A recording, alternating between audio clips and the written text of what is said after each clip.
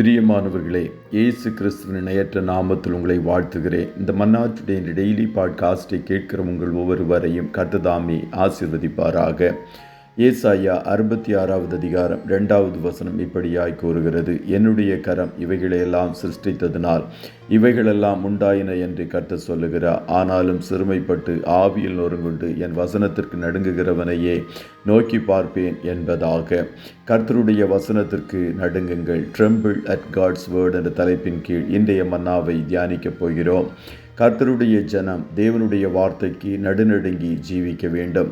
உம்முடைய வேதத்தை மனுஷர் காத்து நடவாதபடியால் என் கண்களிலிருந்து நீர்த்தாரைகள் ஓடுகிறது என்பதாக சங்கீதக்காரன் சங்கீதம் 119:136 கூறினான்.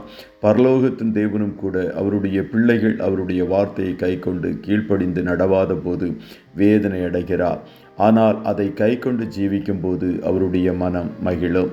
வேதம் 40 பரிசுத்தவான்களால் சுமார் 1600 வருட இடைவெளியில் எழுதப்பட்டாலும் அதை முழுவதுமாய் ஆக்கியோன் தேவனாய் காணப்படுகிறார்.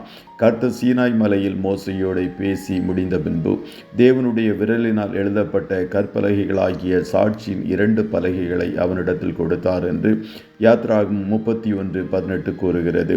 கர்த்தருடைய ஆவியானவர் என்னை கொண்டு பேசினார், அவருடைய வசனம் என் நாவில் இருந்தது என்று தாவீது 2 சாமுவேல் 23:2 கூறினார். கர்த்தருடைய வார்த்தை எனக்கு உண்டாகி என்று எரேமியா 1:5 எழுதப்பட்டிருக்கிறதை பார்க்க முடிகிறது. வேதத்தில் 2000 இடங்களுக்கு மேலாக பல தீர்க்கதரிசிகளும் பரிசுத்தவான்களும் கர்த்தர் இதை சொன்னார் என்றும் கர்த்தர் என்னை கொண்டு பேசினார் என்றும் இவைகள் கர்த்தருடைய வார்த்தைகள் என்றும் கூறியிருக்கிறார்கள். ஆகையால் வேதம் முழுவதையும் எழுதி கொடுத்தவர் கர்த்தராய் காணப்படுகிறார். மாத்திரமல்ல, கர்த்தர் தன்னுடைய ஜீவனை அவருடைய வார்த்தைக்குள் வைத்திருக்கிறார். நான் உங்களுக்கு சொல்லுகிற வசனங்கள் ஆவியாயும் ஜீவனாயும் இருக்கிறது என்றும் தேவனுடைய வார்த்தையானது ஜீவனும் வல்லமையும் உள்ளதுமாய் இருக்கிறது என்றும் வேதம் கூறுகிறது. உலகத்தில் பல புத்தகங்கள் காணப்படலாம், அவைகளுக்குள் ஜீவன் இல்லை. வேத புத்தகத்தில் மாத்திரம் இயேசுவின் ஜீவன் காணப்படுகிறது. ஆகையால் தான் அவரை ஜீவ வார்த்தை என்றும் தேவனுடைய வார்த்தை என்றும் அழைக்கிறோம். அந்த ஜீவன் உங்களுக்கு ஒளியாய் காணப்பட்டு உங்கள் வாழ்க்கையில் மாற்றத்தை கொண்டு வரும். கர்த்தருடைய பிள்ளைகளே, தேவனுடைய வார்த்தையை கனம் பண்ண கற்றுக்கொள்ளுங்கள்.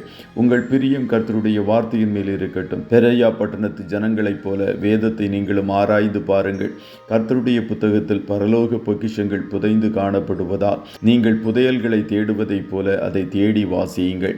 எல்லாவற்றுக்கும் மேலாக கர்த்தருடைய வார்த்தைக்கு முன்பாக நடுங்குங்கள். அப்போது கர்த்தர் உங்களை நோக்கி பார்ப்பேன் என்று வாக்கு கொடுக்கிறார்.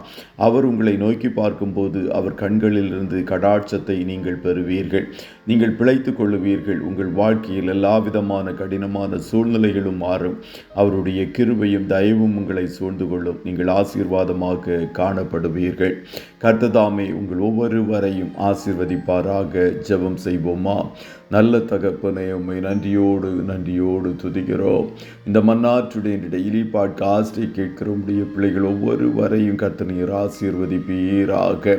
அப்பா, உம்முடைய பிள்ளைகள் நாங்கள் அத்தனை பேரும் உம்முடைய வசனத்திற்கு முன்பாக நடுநடுங்கி ஜீவிக்க கர்த்தர் நீர் எங்களுக்கு உதவி செய்யும் என்று சொல்லி ஜெபிக்கிறோம். ஆண்டவரே, ஒவ்வொரு நாளும் உம்முடைய வசனமாகிய கண்ணாடிக்கு முன்பாக எங்களை நிறுத்தி உம்முடைய வார்த்தை என்னென்ன குறைகளை எங்களில் சுட்டி காட்டுகிறதோ அதை சரி செய்ய பழகிக்கொள்ள எங்களுக்கு நீர் கிருபை தருவீராக. உம்முடைய பிள்ளைகள் அத்தனை பேரும் வேதத்தின் வெளிச்சத்தில் நடக்கிறவர்களாய் காணப்பட தங்களை அர்ப்பணிக்கும் போது நீர் இன்னும் இவர்களுக்கு கிருபைகளை கொடுத்து ஆசீர்வதித்து உயர்த்தப் போகிறீரே, அதற்காய் கோடி ஸ்தோத்திரம். இன்றைய தினம் உம்முடைய பிள்ளைகள் கையிடுகிற வேலைகளை ஆசீர்வதியும். போக்கிலும் வரத்திலும் உடனிரும். கண்மணி போல காத்துருளும். ஆட்டுக்குட்டியானவருடைய இரத்தத்தின் பாதுகாப்பிற்குள்ளாய் ஒவ்வொருவரையும் கொடுத்து இயேசுவின் நாமத்தில் வாழ்த்தி ஜெபிக்கிறோம் நல்ல பிதாவே. ஆமென்.